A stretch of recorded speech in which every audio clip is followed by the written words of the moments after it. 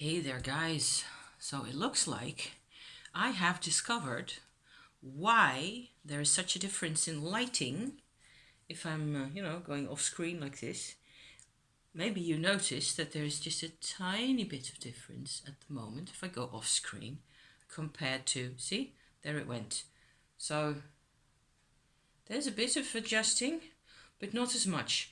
The clue being, I'm recording this on my phone, and I tend to normally I have a battery setting that saves battery. Okay, so of course, if it's on energy saving mode, it will show the screen darker whenever that's possible. So since the thing is linked, I don't know, there must be a way to disable this facial recognition. Whatever. Anywho, I'm already, glad that I found this out, because I was getting really annoyed with the moment that I move or look outside to, gather thoughts or whatever. I just go dark on you guys. So that's annoying, right? So I'm moving in just a tiny bit. I've got a couple of things to show you. I'm doing a general kind of a check-in here. Hopefully I will make some sense, to the world, and also hopefully to myself, because I'm in a mess. I am in a mess. I think 60 to 70% of me mess is PMS. So yeah, there's that. And today, tomorrow, the day after, there will be a change in hormones, and that will take care of some of that. So nothing to worry about. The basic thing is that if I get cortisones, if I get stress during this week, so 8-9 days, post ovulation, basically, what happens is that the stress stays much longer than, it's because I get cortisones rather than adrenaline. Whereas in the first half of the month, when I get upset about anything, or I'm just being human generally, and things affect me in whatever way, what happens is I get adrenaline, and then what the adrenaline does is it spikes and it goes down again. It's a lot easier to work with. I have not so far been able to figure out the use of cortisones. There must be a use. There's a point to them, because otherwise they wouldn't be there, right? But it's a nuisance. It's a great big nuisance. And I've been working with the pressure of the cortisones for ever since last Thursday. There's a couple of more things that I can't go into at the moment going on. I will probably do a full disclosure whenever the business at hand has been revealed to me as well. I'm very insecure. I'm actually rather much into a bit of self-sabotage, I am trying to weasel my way out of things. I'm also upset and angry and sad. So there you go. There's all that. Or maybe I don't really look all that so much. But the truth is, basically the other 30%, or maybe more, maybe it depends what you look at, which part of me you look at, or which part of yourself you tend to look at. I don't know. I tend to always go for the really clear physical evidence, Yes, I do. So hormones is something that everybody more or less agrees on, at least females do, But the other part is that I'm having realizations regarding my parents and how I grew up with them, or maybe to some extent didn't grow up with them. I'm having conversations with my dad over the phone so far. It has been a bit, tense and exciting for both of us for a while. At the moment, I think I'm rather cool with it. It's a very big shift in perspective for me also, to have his perspective on things added on to my situation, added on to, everything that we always used to talk about. everything in the past. It's really wonderful for me to have this new sort of a set of, what else can I call them? Set of perspectives on many things. And it doesn't just end there. It's not like, okay, so that's his side of things, so I have to add that into or factor that into the picture as I know it. Everything influences each other the whole time. It's really cool. It's really interesting. It takes up a lot of my energy and my time. And I think that most of it is actually happening in the, crocodile brain in the back there, which is cool. So I'm quite confident at the moment that we will be able to keep this up. It's to a large extent, it's my choice. I'm free to, talk to him in whatever way I like, basically. I'm also free to say, okay, look, I will call you back next week or something like that. He's being really understanding.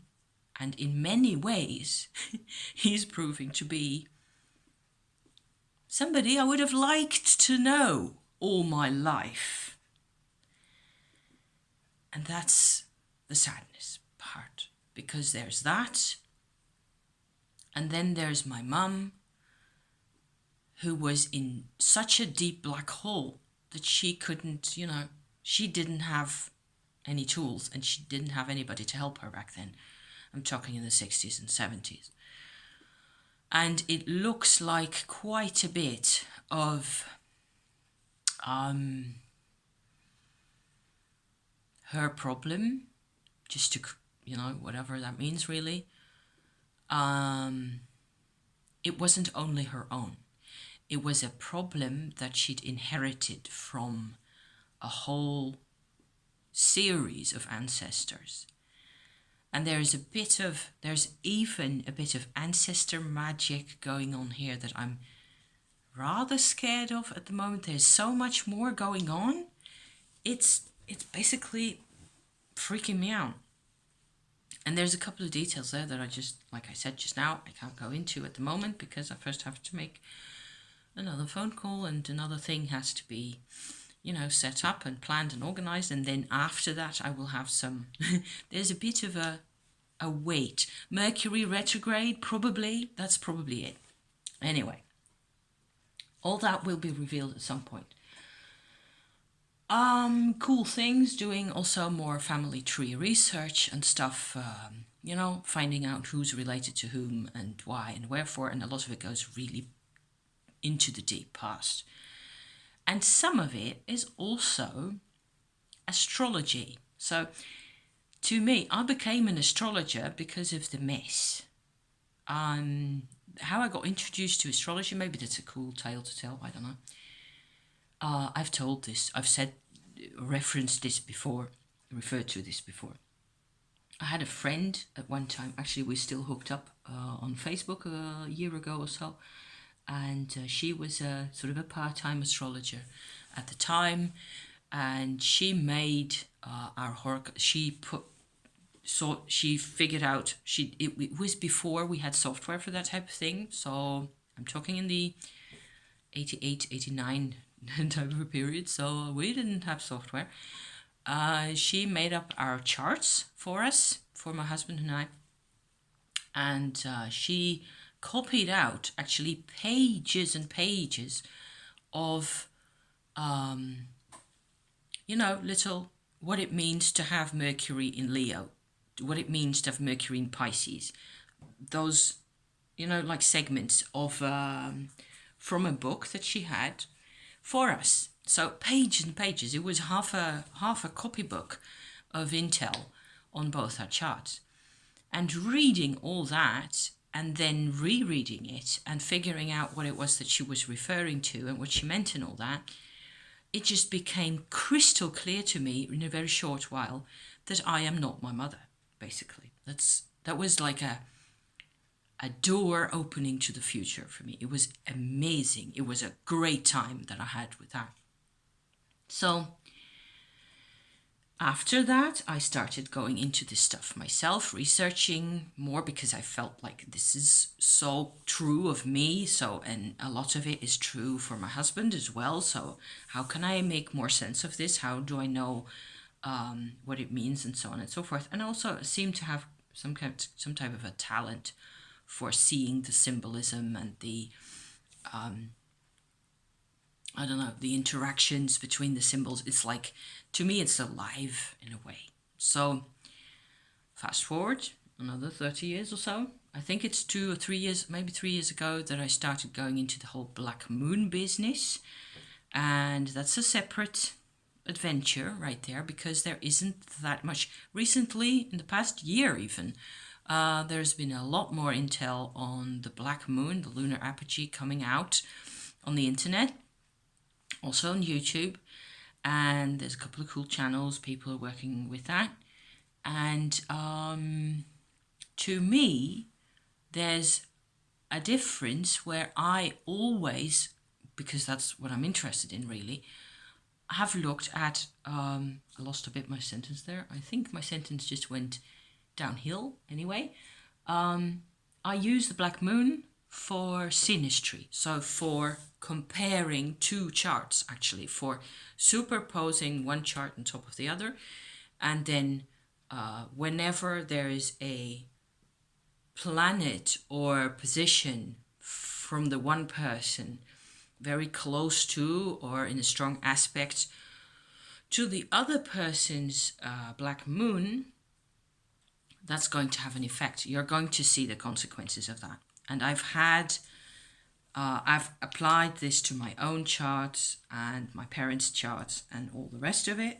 And basically, the more correlations there are between the charts, the more of a tunnel vision it's going to be. So all this weirdness that you see on this channel and the you know, the drama and all that, basically it's kind of, this is what you get. This is the operating mode if there's this much black moon activity in particular. So that's just one part of the thing, of the astrological interest that I have, you know. The other thing is that I kind of feel at the moment that I can sort of underpin the family tree weirdness on my mum's side, in particular, using an area in the sign of Taurus that is important to over half, I think, of the members of my family.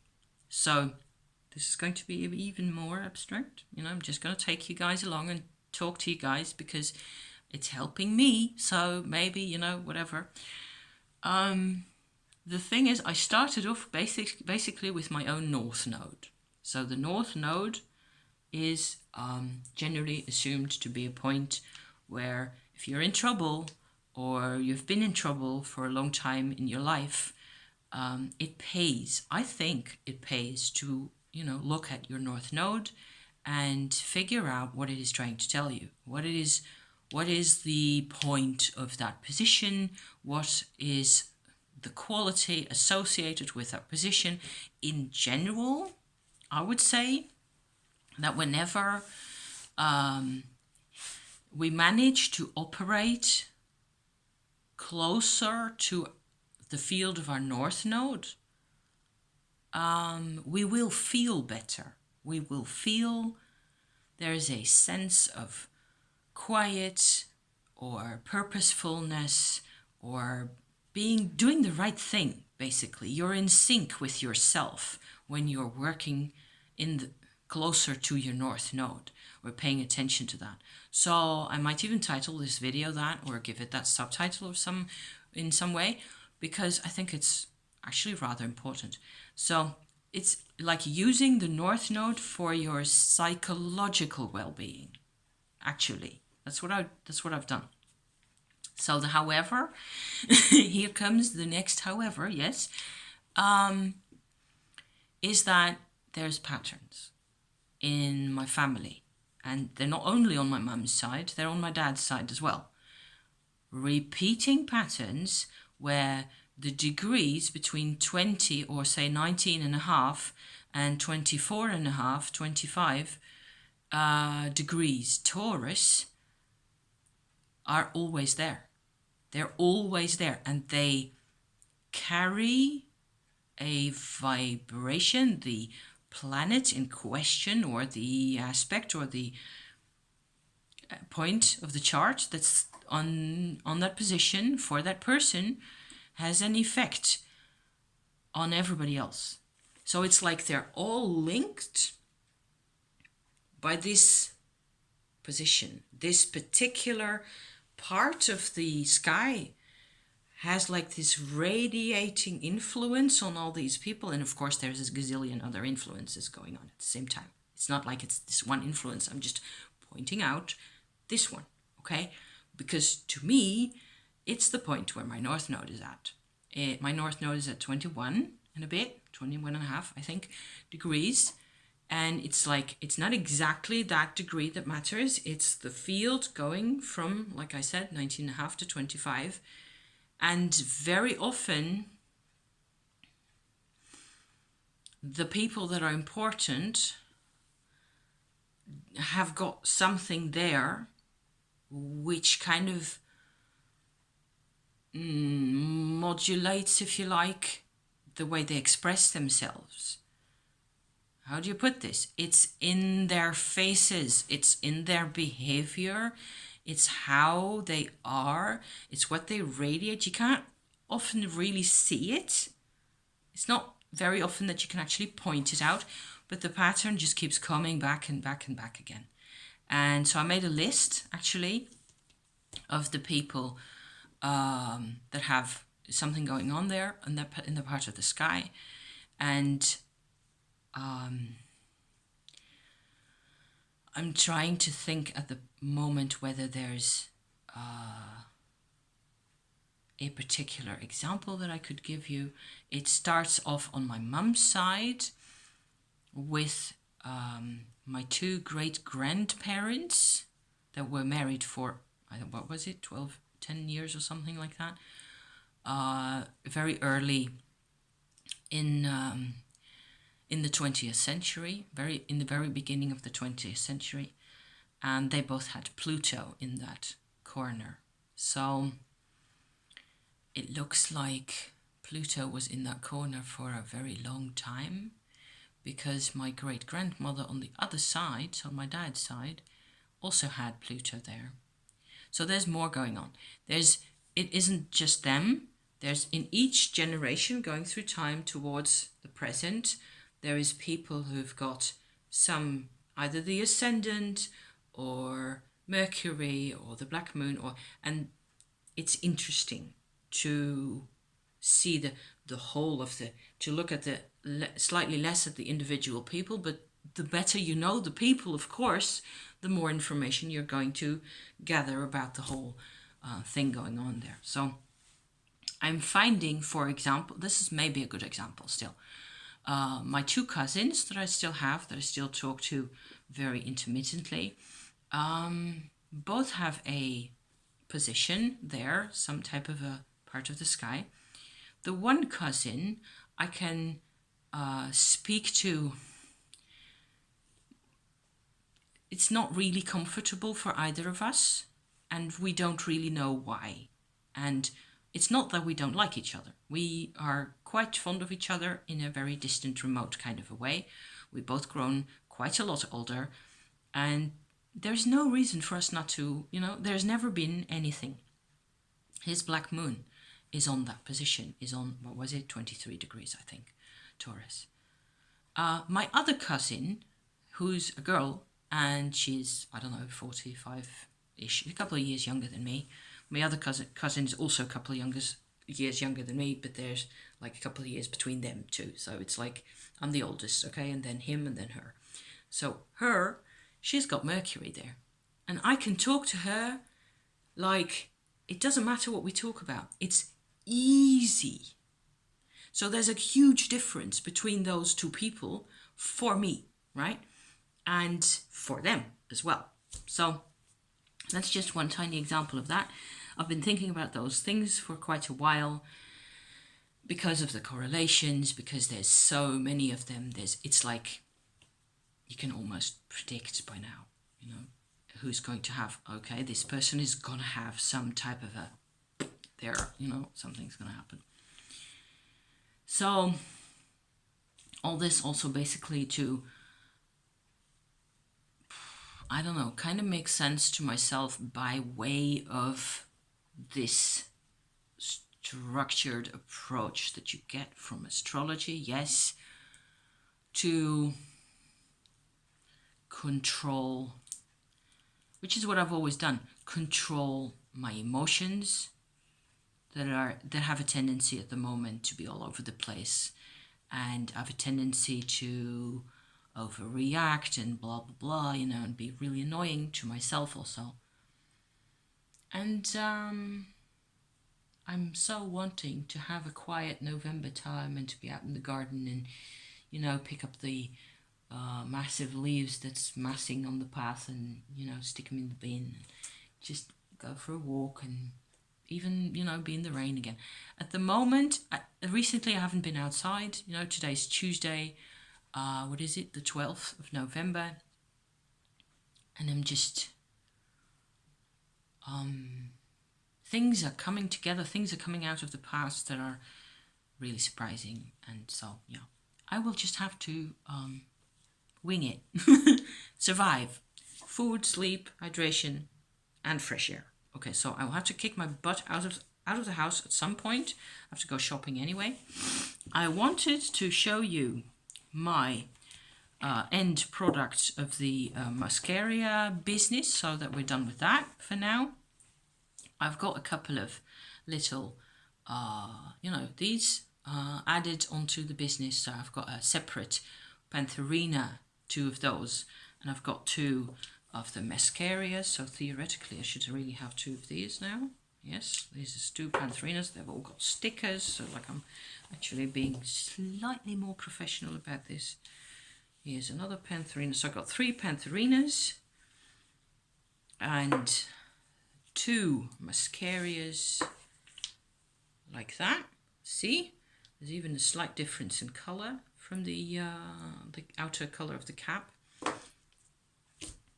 In the Otherworld wax with essential oils that I talked about yesterday in my video. There's a difference between the 2 Pantherina, the 2 Amanita waxes, the 2 mushrooms basically. Like I've said a couple of times before, this one's more fiery, and it feels like it's slightly closer to the earth. This one would be more spiritual in a way. It's one way of putting it. These are just words, And then I made this big fellow, and this contains the lot of them. So 1 Pantherina, 1 mascara, 7 drops of the in Otherworld mixture, so not so much of that on this big flask. And it contains the passion flower dried that I showed you, and there's 1 drop of benzoate oil in here as well. Oh yes, I said that benzoate as well as sandalwood kind of provide a kind of a linking. It's like a linking agent to all the energy vibrations. That's really cool to have. I think it's important to always put some of that in there, because it's like a basis for us to work with. And there's a tiny piece of cypress fruit in there as well. So I don't know why I'm telling you all this, because witchy business. So it's all properly sealed up like that. There's 1 piece of mushroom that you can see sitting there on the edge, just a tiny piece. It basically smells of the beeswax and the birch oil, I think. The birch oil is a really important component in the inner Otherworld formula. This one, kind of resiny, and it has a lot to do, birch has a lot to do with doing things on your own. So it's like the birch tree has a great understanding for people who are alone, which is kind of awesome.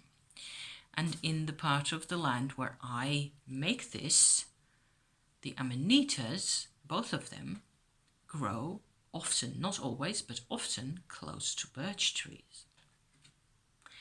So I think that's rather awesome. There's more to this than meets the eye, obviously. I haven't sat with this or anything because I don't want to overdo it. I don't want to go off into the blue, you know, it's just not my style. I gotta get me stuff organized first. I did sit around with the separate 3 of these, so the inner Otherworld and the 2 shrooms in my pouch like that. And so this is only these ingredients, right? Let me see if I can stick those in properly. Yes. So this is just the 3, and you can, you know, wear this or carry this around with you in any other old way. Really interesting. I was walking Sunday. I was walking around the village and looking at other mushrooms. It's really the last echoes of the season. It's gone basically.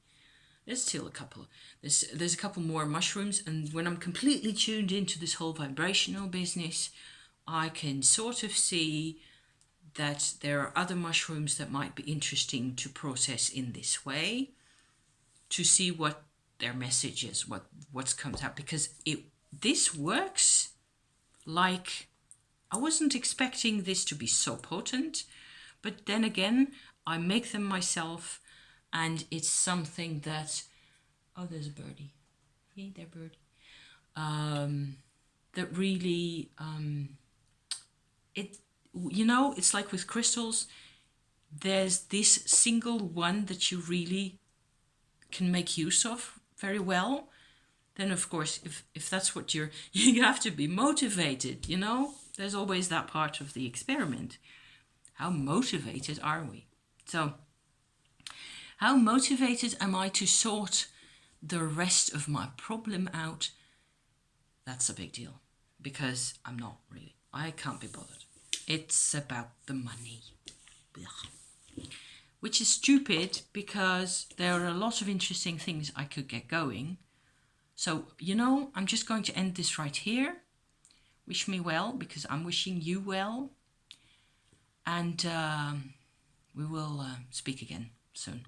Okay? Thank you for watching, you guys. Bless you. Bye-bye.